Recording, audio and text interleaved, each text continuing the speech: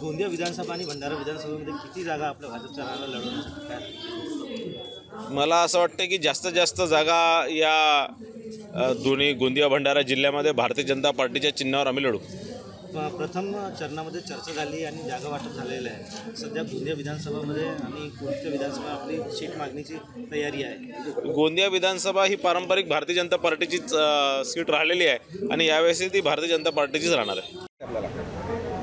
आम्ही महायुतीमध्ये राष्ट्रवादी काँग्रेस पार्टी एक घटक दल म्हणून आहे आणि आमचे सर्वांचे मार्गदर्शन आणि माझे नेते खासदार प्रफुल्ल पटेल जे निर्णय करतील ते आम्हाला मान्य राहील. राष्ट्रवादी काँग्रेस पार्टीने आणि राष्ट्रवादी काँग्रेस पार्टीचे सर्व कार्यकर्त्यांनी गोंदिया विधानसभाची तिकीट राष्ट्रवादीला मिळाली पाहिजे अशी मागणी माननीय खासदार प्रफुल्ल पटेल साहेबांकडे केलेली आहे. पण गठबंधनमध्ये महायुतीच्या धर्मामध्ये जरी काही कमी जास्त झाला तरी आम्ही महायुतीबरोबर राहणार, महायुतीच्या ताकदीने काम करणार आणि पुढच्या काळात महाराष्ट्रामध्ये नक्कीच महायुतीची सरकार बसणार आहे. भाई शिंदे गढ़ का नाम लेने वाली बातें नहीं, शिवसेना ओरिजिनल हम ही है. और बात रही मांगने की, तो मांगने का अधिकार सबको है. महायुति के अंदर में राष्ट्रवादी भी टिकट मांग रही है, भाजपा भी मांग रही है और शिवसेना भी पूरे दमखम के साथ टिकट मांग रही है. क्योंकि इसके पूरे धनुष्यबाण के चुनाव चिन्ह पे 95 और 2003 के चुनाव हम ही जीते विधानसभा के. 2009 के चुनाव में भी हम जीत के करीब आते तक के थोड़ा चुनाव के अंदर में हम पीछे हो गए. तो दावे की बात है तो शिवसेना पूरे दावे के साथ 2024 के अंदर में उतरेगी.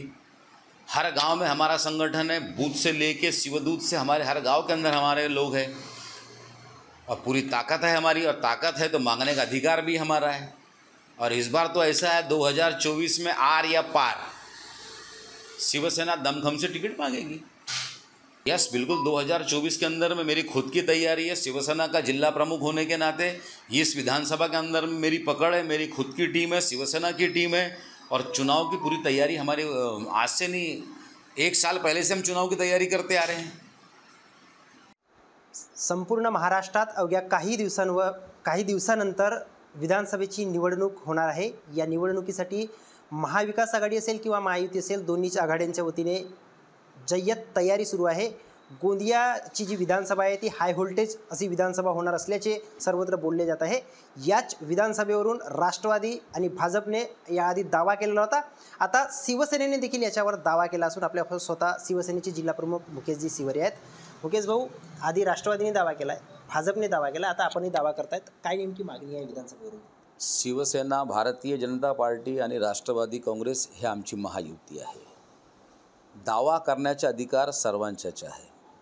राष्ट्रवादीने दावा केली, भारतीय जनता पार्टी आपला दावा करत आहे. पण गोंदिया विधानसभा हे शिवसेनेचा बालेकिल्ला आहे. अगदी 95 पासून शिवसेना 2दा इथं निवडून आलेली आहे. भाजप आजपर्यंत 95 पासून आजपर्यंत कधीही विधानसभाची निवडणूक जिंकलेली नाही. हे विधानसभा जे आहे गोंदिया विधानसभा हे शिवसेनाची हक्काची सीट आहे. तिकीट मागण्याचा अधिकार, तिकीट मागण्याची मागणी सर्वांची आहे. आपल्या पदाधिकारीकडे ते सर्व आपली मागणी ठेवू शकतात. पण गोंदिया विधानसभा हे शिवसेनेचा बालकिल्ले आहे आणि आम्ही सज्ज आहो. कोणताही पक्ष आम्हाला कमी आखू नये. माननीय मुख्यमंत्री एकनाथ शिंदे साहेब जे आमचे शिवसेनेचे मुख्य नेते आहेत त्यांच्याजवळ आणि किरण भाऊ पांडव जे आमचे मार्गदर्शक आहेत त्यांच्यामार्फत आम्ही सगळं काही पक्षाकडे पाठवलेले आहेत आणि सज्ज आहो आम्ही लढायला. कोणत्याही परिस्थितीमध्ये शिवसेना हे सीट सोडणार नाही.